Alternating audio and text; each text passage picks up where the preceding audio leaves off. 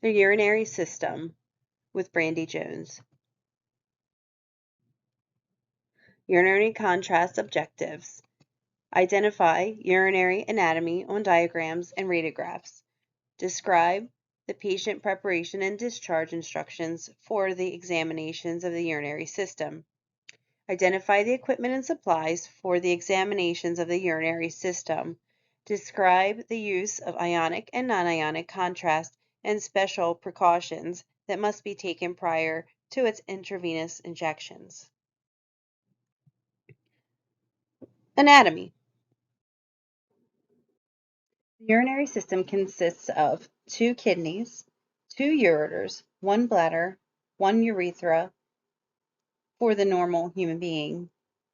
Please take a look and make sure you know the anatomy. Here is a nice picture for a lateral and a nice picture AP, so you can see where the kidneys lie, the ureters and bladder against the bony anatomy. Anatomy of the urinary system. Kidneys, a purplish brown organ located below the ribs towards the middle of the back. Ureters, 2 narrow tubes that carry urine from the kidneys to the bladder. Urinary bladder, a triangle-shaped hollow organ located in the lower abdomen. It is held in place by ligaments that are attached to the organs and the pelvic bones. Urethra conveys urine to the exterior, the tube that allows urine to pass outside the body. Kidneys, position and size. The kidneys are bean-shaped, approximately 5 1/4 ounce or 150 grams, high in the posterior wall, retroperitoneally, positioned on each side of the spine between T12 and L3.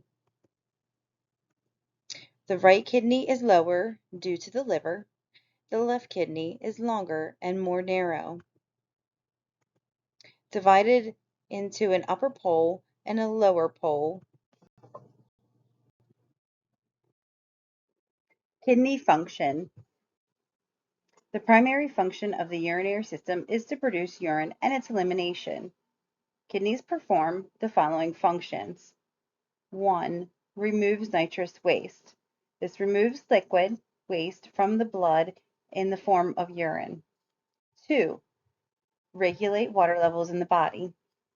This keeps a stable balance of salts and other substances in the blood. 3. Regulate acid-base balance and electrolytes of the blood.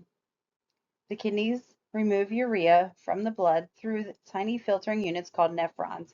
Each nephron consists of a ball formed of small blood capillaries called a glomerulus and a small tube called a renal tubule. Urea, together with water and other waste substances, form the urine as it passes through the nephrons and down the renal tubules of the kidney. Kidneys. In a 30-degree LPO or RPO position, the lower kidney lies perpendicular, while the upper kidney lies parallel with the image receptor. Kidney movement. The kidneys are loosely attached within their fatty capsule. This means the kidneys will change position depending on how you position your patient. On exhalation, while the patient is supine, kidneys will sit in a normal position, T12 to L3. On inhalation, kidneys will drop 2.5 centimeters or 1 inch. While standing erect, the kidneys will drop 5 centimeters or 2 inches. Renal blood vessels. At rest, 25% of the blood pumped from the heart passes through the kidneys. Arterial blood received from the abdominal aorta, the AA, via right and left kidney. Renal veins are large veins connecting directly to the inferior vena cava, the IVC, to return the blood to the right side of the heart. Macroscopic structures. Kidney anatomy. Medulla, consisting of renal pyramids. The inner central part consists of a group of tubes, the calyx and the pelvis, that lead out of each pyramid and into the ureter. 8 to 18 renal pyramids in each kidney. The renal papilla, pointed tips of the calyx, a large branch of renal pyramids. They collect urine from the nephrons. Renal pelvis, a funnel on the medial border of the kidney where urine travels down the ureter. I would take note of this diagram. You are definitely going to see this diagram again, and maybe labeling some things. Know your anatomy. Here is a nice picture for you to review. Know your anatomy. Here is the same anatomy seen on 2 x-rays, radiographs that are labeled and have contrast in them. Nephrons. Within the cortex and the medullary pyramids are found millions of tiny structures called nephrons, which filter out the bloodstream in an estimated 43 gallons of water a day. A nephron consists of a filtering unit of tiny blood vessels called the glomerulus, attached to a tubule. When blood enters the glomerulus, it is filtered, and the remaining fluid then passes along the tubule. In the tubule, the chemicals and water are either added or removed from this filtered fluid according to the body's needs, the final product being the urine we excrete. So if I were to ask you the structural and functioning unit of the kidney, you would tell me the nephron. And a renal parenchyma is a term describing total function portions of the kidney. Nephron, the macroscopic structure. Cortex, the outermost portion of the kidney. It consists of millions of nephrons, which are microscopic functioning units of the kidneys. Under the cortex is the medulla, composed of 8 to 18 conical masses termed renal pyramids. Bowman's capsule, a cup-shaped structure with a thin double membrane surrounding the glomerulus of each nephron. Glomerulus is the main filter of the nephron and is located within the Bowman's capsule. A cluster of blood capillaries here is where the toxins are filtered out of the blood. Renal tubule, responsible for reabsorption and secretion. Reabsorption is the process of moving solutes from the tubules and reabsorbing or returning them to the bloodstream. Loop of Henle, the segment of the nephron of a kidney that is situated between the proximal and distal convoluted tubules. It plays a role in the transport of ions and water and in the concentrating of urine. Glomerulus. Afferent artery, renal artery, enters and carries blood to the glomerulus. Efferent artery and renal vein exit the glomerulus. It's very important to know. Adrenal glands or suprarenal glands.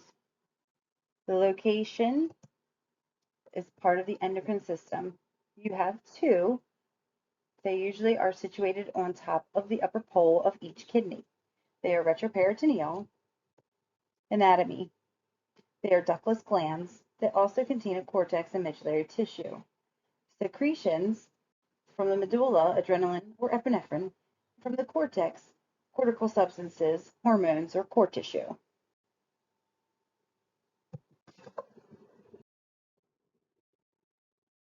Ureters. The ureters are tubes that connect each kidney to the bladder. They are about 11 to 13 inches long. The right ureter is shorter. They join the bladder 1 inch apart when empty and 2 inches apart when full. The diameter varies from 1 millimeter to almost 1 centimeter. They are made up of muscular membranous tissue. Paracelsus and gravity convey urine. 3 normal constricted and narrowing areas, which we will talk about, is important to know. Ureters are retroperitoneal. The muscles in the ureter walls continually tighten and relax, forcing urine downward, away from the kidneys. If urine backs up or is allowed to stand still, a kidney infection can develop. About every 10 to 15 seconds, small amounts of urine are emptied into the bladder from the ureters. Narrowing areas or constrictions. Constricted areas have trouble passing stones usually in three sections. The ureteropelvic junction, UP, is where the urinary pelvis funnels down into the small ureter. The brim of the pelvis is where the iliac blood vessels cross over the ureters. The ureterovesical junction, the UV, is where most stones down the ureter and get hung up there. Once the stone passes this point, it will usually move into the bladder. Bladder. Function as a reservoir for urine. The bladder is a hollow, muscular, balloon-like organ that collects and stores urine. It is in the lower part of the abdomen within the pelvic cavity. It holds 350 to 500 milliliters of urine for total capacity. The trigone is a triangular-shaped muscular area formed by the entrance of the two ureters. The muscle continues posteriorly to the urethra. It is firmly attached to the floor of the pelvis. The fundus is posterior to the orifice of the ureter and urethra. The vertex is superior anterior portion. The bladder's walls relax and expand to store urine and contract and flatten to empty urine through the urethra. The typical healthy adult bladder can store up to 2 cups of urine for 2 to 5 hours. Two sphincter muscles, circular muscles that help keep urine from leaking by closing tightly like a rubber band around an opening of the bladder. Nerves in the bladder alert a person when it's time to urinate or empty the bladder. A bladder fills to the top and expands upwards and forward into the abdomen. If the internal pressure rises high, involuntary urination occurs. What is the total capacity of the average adult bladder? 350 to 500 milliliters. And at 250 milliliters, the desire to void will arise. More about the bladder. For females, the vagina and uterus lie directly behind the bladder. In females, the bladder is infraperitoneal. For males, the rectum lies behind the bladder. In a male adult, a mechanical urinary bladder obstruction may result from an enlarged prostate gland. Prostate, inferior to the bladder and is approximately 1.5 inches in diameter by 1 inch tall. It produces a fluid that improves motility of sperm. Urination, the act of voiding under voluntary control. Urethra, the position. It lies on the inferior surface of the bladder. It transports urine from the bladder to the exterior. Females are 3 to 5 centimeters long, or 1.5 inches. Males are 18 to 20 centimeters long, or 7 to 8 inches. Urethra. The brain signals the bladder muscles to tighten, which squeezes urine out of the bladder. At the same time, the brain signals the sphincter muscles to relax to let the urine exit the bladder through the urethra. When all the signals occur in the correct order, normal urination will occur. Facts about urine. The average water intake for humans during a 24-hour period is approximately 2.5 liters. This water comes from ingested liquids, foods, and from the end products of metabolism. This 2.5 liters of water eventually ends up in the bloodstream. From the large amount of blood that flows through the kidneys each day, an average of approximately 1.5 liters of urine is formed. Normal urine is sterile It contains salts and waste products, but is free of bacteria, virus, and fungi. The tissues of the bladder are isolated from urine and toxic substances by coating that discourages bacteria from attaching and growing on the bladder wall. Fun facts. This is not found in your textbook anywhere. This is just for fun. There's a link below for this information. In a lifetime, the kidneys clean more than 1 million gallons of water, enough to fill a small lake. Urine is 95% water, 2.5% urea, and 2.5% of other mixtures of minerals, salts, and enzymes. It is a blood byproduct and is non-toxic. One kidney could handle the task of filtering the blood and making urine perfectly well. In fact, if one kidney is removed, the remaining kidney can increase in size by 50% within 2 months to take over the whole job. Some cultures use urine mixed with coal dust to make dye for their tattoos. 45% of people urinate in the shower. Some dogs can detect cancer by smelling people's urine. Uremia is a buildup of nitrogenous waste. Pathology. Congenital anomalies. Absence of kidney. All of these terms refer to absence of kidney, which cause hypertrophy of the remaining kidney, which is a increase in mass to the remaining kidney. Agenesis. Incomplete, imperfect development. Aplasia is incomplete development of tissue, absence of growth. Dysplasia is formation of abnormal tissue, and atrophy is wasting or diminishing in size. Supernumerary kidney is the rarest form of anomaly. The kidney is free-floating in the abdomen. Two complete kidneys on the right side with separate ureters. The caudal supernumerary kidney is malrotated. Horseshoe kidney. Kidneys are joined together at the lower poles, usually in the midline. Renal pelvis are usually malrotated. Spongy kidney.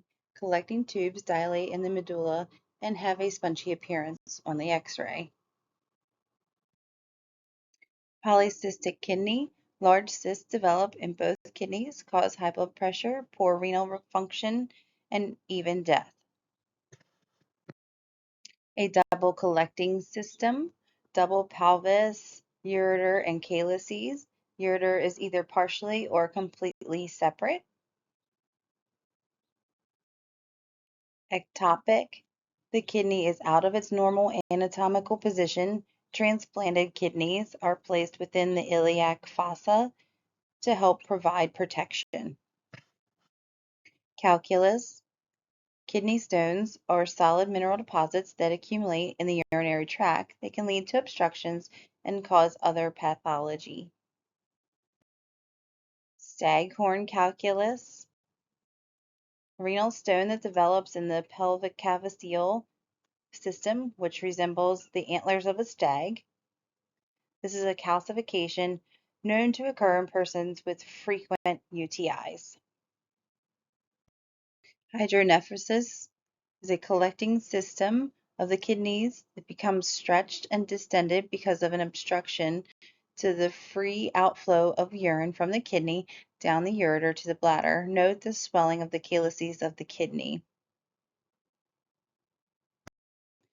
Some more pathology: anuria, total loss of urination; polyuria, excessive passage of urine; uremia, illness associated with the buildup of urea in the blood because of the kidneys are not working effectively; cystitis is an infection of the bladder; extravasation of urine, urine escapes into the surrounding tissues.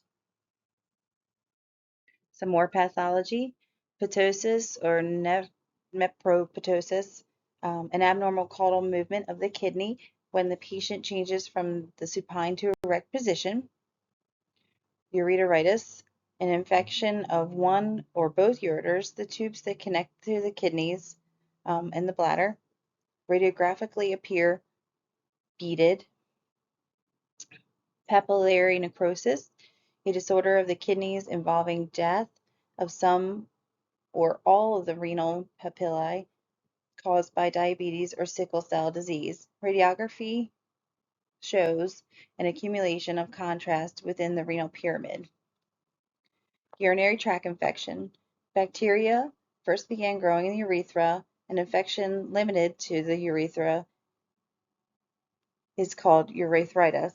From there, the bacteria often move into the bladder, causing bladder infection, cystitis. If the infection is not treated promptly, bacteria may go up the ureters to infect the kidneys.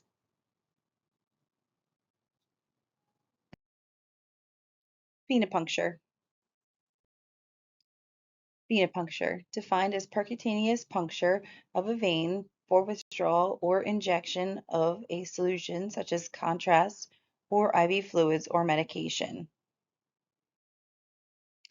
Prep for administration of contrast. Is there anything we need to do before we start? Has anyone seen anyone handling contrast in clinical? And what did you observe?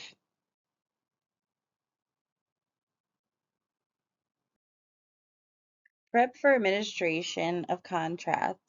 Before the contrast is withdrawn from the bottle or vial, you must confirm the correct contents, confirm the route of administration, confirm the amount, and confirm the expiration date. Save the empty bottle of contrast until the exam is complete. Log the expiration date, lot number, and the type of contrast and how much was used. A bolus injection. A bolus injection is when the entire dose of contrast is administered into the venous system at one time. This method is typically used for maximum contrast enhancement. The rate of bolus injected is controlled by the gauge of the needle and connecting tube, the amount of contrast, the viscosity of contrast, stability of the vein, and the force applied by who is injecting. Drip infusion, a method whereby contrast is introduced into the venous system through connecting tubing attached to an IV. A specific amount of contrast is introduced over a specific period. The contrast is contained in an IV solution bag or bottle. The rate of infusion may be gradual or rapid depending on the needs of the study performed. Supplies for venipuncture: arm board, sharps container, tourniquet, gloves, alcohol wipes, needle, various sizes, butterfly and over the needle type, disposable or pre-filled syringes, IV infusion tubing, 2x2 gauze pads, tape, and/or tegaderm. Consent. Venipuncture is an invasive procedure that has risks, especially when contrast is injected. The patient must be made aware of all risks and sign an informed consent. When a minor or child is the patient, the parent or guardian must sign. Everything should be explained to the parent and to the child and or minor in a way that they understand. Vein selection. The antecubital fossa is the preferred area. It contains the median cubital vein, the cephalic vein, and the basilic vein. Butterfly needle and IV needles, different gauge sizes. They have different colors. And here's an example of over the needle catheter. Venipuncture procedure, 6 steps. Step 1, wash your hands and put on gloves. Step 2, apply the tourniquet, select your site, and cleanse it. Step 3, initiate puncture. Step 4, confirm entry and secure the needle. Step 5, prepare and proceed with the injection. Step 6, needle and or catheter would be removed. Okay, what's step 1? Yes, we want to wash our hands and put on gloves. Step 2, Select the vein and apply the tourniquet 3 to 4 inches above the site and cleanse the area. Step 3. Initiate puncture the bevel up at about a 20 to 45-degree angle.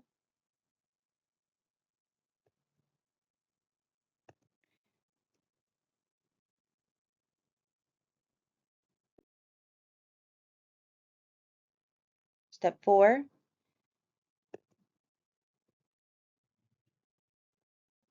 Confirm entry and secure the needle. Observe the flashback in the little window. Release the tourniquet and tape the catheter in place.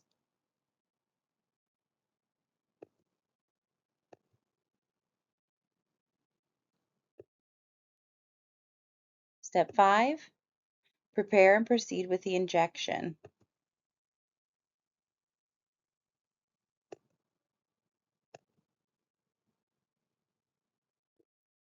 Step 6.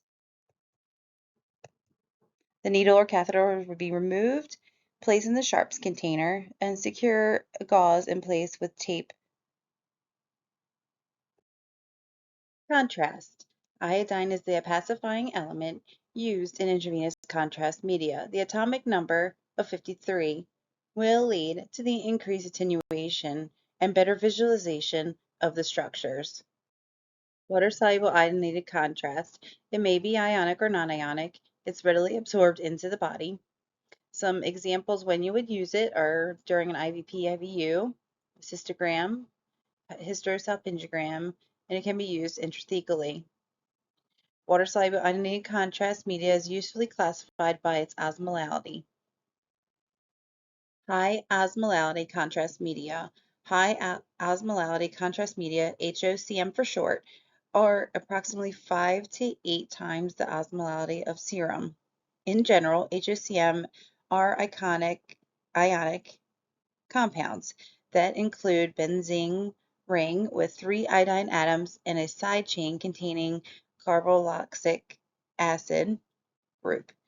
At the first generation of iodine contrast, HCM were associated with high rates of adverse events and fell out of favor in the 1990s for intravascular and intrathecal purposes. HOCM remain used for gastrointestinal and cystourethral administration, including using the following agents: gastrografin, gastroview, cystografin, Conray, and cystoconray. You may see some of these around in some clinical sites. Low osmolality contrast media. Low osmolality contrast media, short for LOCM, are less than 3 times the osmolality of human serum and preferred for intravascular and intrathecal administration. Modern LOCM are generally, but not always, non-ionic monomers composed of triiodinated benzene rings with various side chains that contain polar alcohol groups that make them water soluble. LOCM is current use for the following: IsoView, Omnipaque, OptiRay. The LOCM category also includes isoosmolality contrast, IOCM, which are approximately the same osmolality as serum. The only IOCM in current use is a non-ionic dimer, which is composed of 2 covalent bond triiodinated benzene rings, which is Visipaque. Types of contrast. You have negative and positive. Does anybody know any kind of negative contrast that is commonly used? Air, that's correct. So typically, negative contrast would involve the use of gases to reduce or decrease the attenuating ability of the structures filled with gas. The increased radiographic density of the image where the negative contrast has been placed. We have a few examples. You may have learned about this in digestive last month. You have barium enema with air, and then this month you'll learn about it, but a good example would be arthrogram. Positive contrast, increase attenuation abilities of structures containing positive contrast. This results in decrease in radiographic density of the image with the portion filled with positive contrast agent. This usually will show up bright white. Contrast media, ionic and non-ionic. And here's an example of each. Ionic, non-ionic. What does this mean? Difference between ionic and non-ionic contrast is that non-ionic does not break apart in solution. Osmolality is a measure of the concentration of particles in a solution. A highly concentrated solution will have a high osmolality. That is, it will have more particles per unit of solvent than a solution with low osmolality. There are many types out on the market. Here are examples of a few. A lot of clinical sites have adopted OmniPake as their favorite and their go-to for contrast. This is an example of Omni 300. Now there's a 50 milliliter bottle and an example of a 500 milliliter bottle.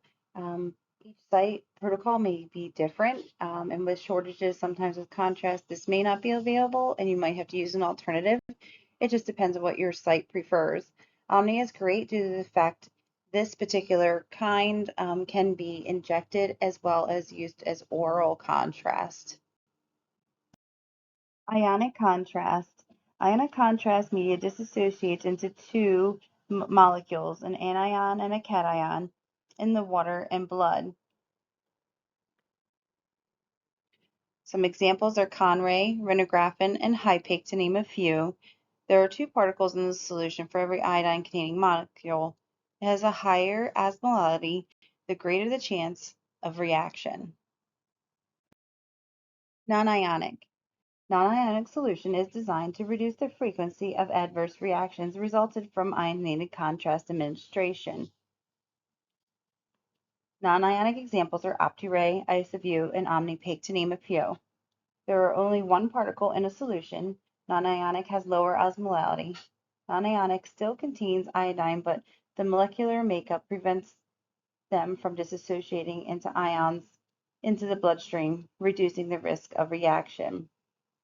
So this means it has low osmolality, the inability to dissociate into two separate ions, and it has less chance of reaction. Contrast precautions. Make sure you have the correct patient, correct type, dose, and administration. Make sure you have checked for allergy history and vital signs, and have your patient sign your consent. Contrast contraindications: hypersensitive to iodine, heart or renal failure, liver disease, an elevated BUN or creatinine, previous reaction. Contrast media reaction facts: less frequent with non-ionic, but not eliminated. Greater in persons 20 to 50 years old, less in persons older than 50, less in persons younger than 20. History of asthma: the risk is 5 times greater than the regular population. Most reactions occur within 30 minutes of the injection. 94% severe and fatal reactions occur within 20 minutes. More than 60% develop within first 5 minutes. Many life-threatening reactions begin only with mild symptoms such as a nasal congestion, sneezing, watery eyes, etc. These patients must be observed closely until all symptoms have abated. Side effects versus reactions. Side effects are expected after injection of contrast. Reactions are unexpected after the injection of contrast. Warning: common side effects. Two main common side effects are a temporary hot flash and a metallic taste in the mouth. This usually passes quickly. Patient history. Patients with a history of allergies are more likely to experience adverse reactions. A good patient history may alert medical professionals to potential reactions. Questions to ask: are you allergic to anything? Do you have hay fever, asthma, or hives? Do you have any allergies to any medications? More questions to ask. Do you have any food allergies? Do you have any iodine allergies? Have you ever had an X-ray test with contrast before? Do you take any of these medications? Metformin, glucophage, Fortimet, and so on.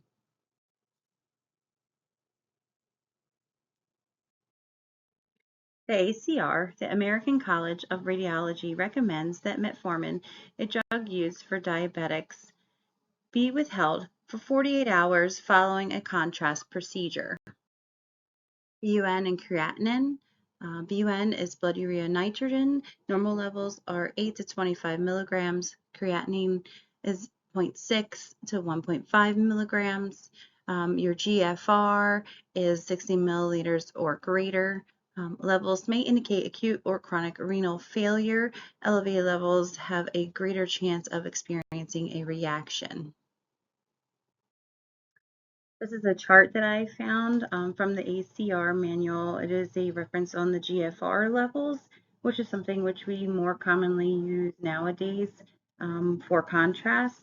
So your kidneys filter your blood by removing waste and extra water to make up urine. The GFR shows how well the kidneys are filtering. In adults, a normal GFR number is about 60 or greater, and it declines with age, even with people without kidney disease.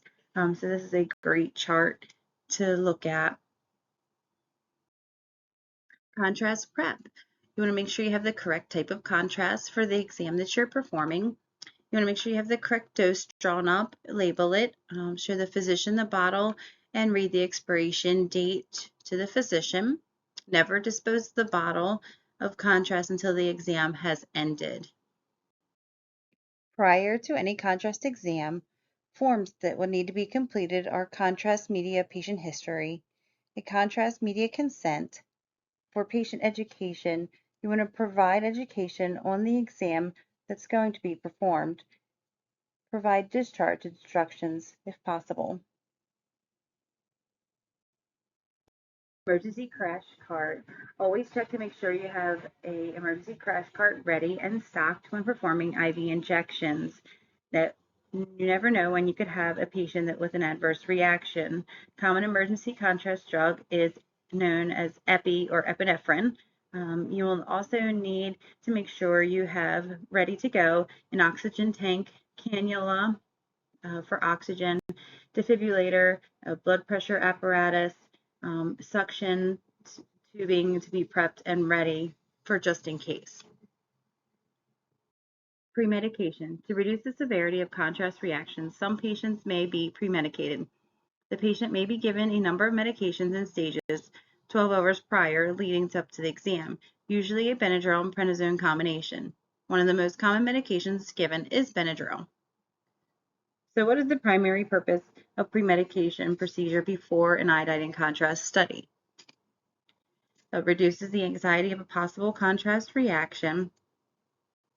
Patients with food allergies, hay fever, and asthma may be candidates for pre-meds.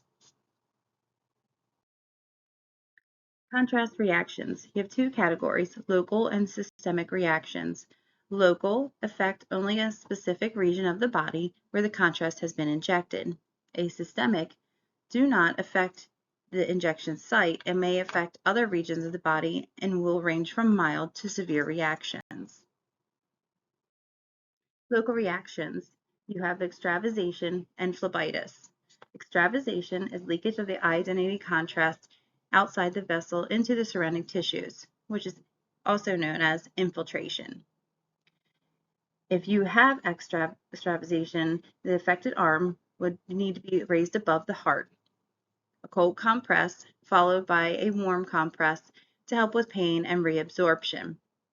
You must send a report or call the RN and/or physician, whatever your facility requires.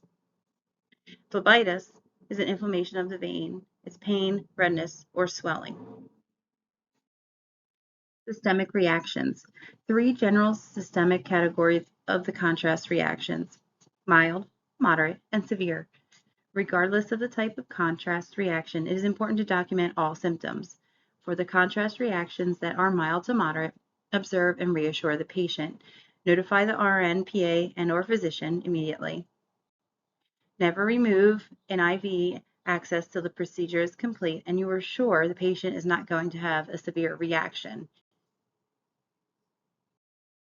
Anaphylactic reaction. Anaphylaxis is a severe, potentially life-threatening allergic reaction. It can occur within seconds or minutes of exposure.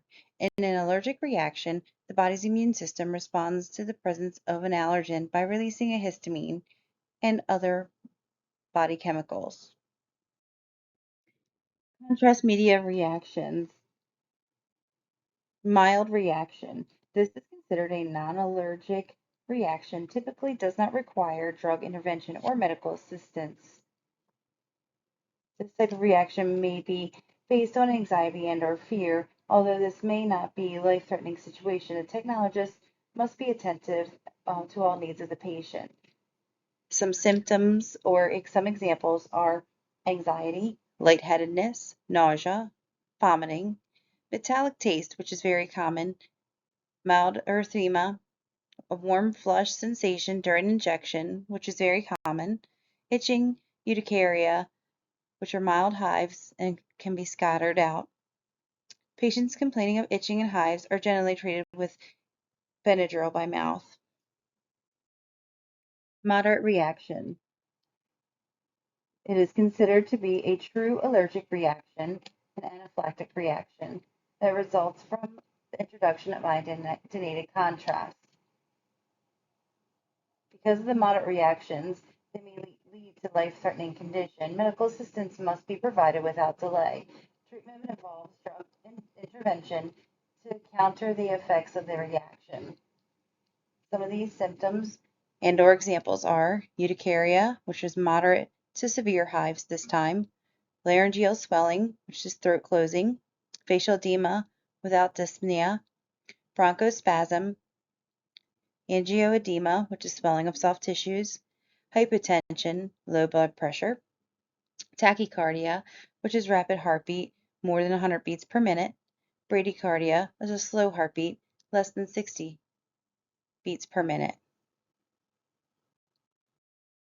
Severe reactions. This is considered a vasovagal reaction, which is life-threatening condition. The introduction of iodinated contrast agent stimulates the vagus nerve, which may cause the heart rate to drop and the blood pressure to fall dangerously low. A fast response by medical team is required. This is a medical emergency must be declared. Ensure the drug cart is nearby. Oxygen and suction equipment would be needed to be available for the physician, PA, and/or nurse. Responding. Symptoms and/or some examples are anaphylactic shock, hypotension and tachycardia, cardiac arrhythmias, laryngeal edema with stridor and/or hypoxia, facial edema with dyspnea, convulsions, loss of consciousness, cardiac arrest, respiratory arrest, and no detectable pulse.